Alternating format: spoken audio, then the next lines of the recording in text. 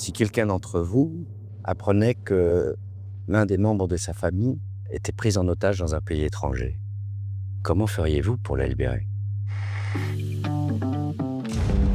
Le journal, c'est une pièce de théâtre qui raconte l'histoire de trois pouvoirs. Le pouvoir médiatique, le pouvoir politique et le pouvoir financier. Comment chacun va essayer de prendre le pas sur l'autre, comment ils vont se manipuler. Mon personnage, Edmond Viriès, directeur d'un grand journal d'investigation. Qui a une morale très très forte, des positions très très fortes, qui est respecté. Il est prêt à soulever une affaire concernant le ministre des Outre-mer.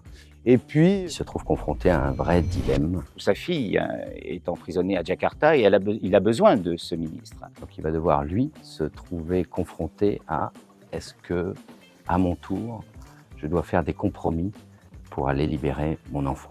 C'est ce dilemme-là qui est cornélien, vraiment. La pièce nous interroge sur la difficulté qu'on a parfois à être en accord avec nos valeurs.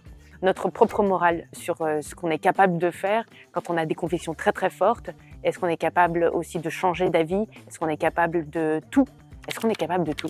Attendez-vous à beaucoup de suspense. de vérités qui éclatent comme ça alors qu'on ne les attend pas. C'est une pièce avec des tiroirs, avec des surprises, avec des retournements. Eh bien, aussi curieux que ça puisse paraître, attendez-vous à beaucoup d'émotions.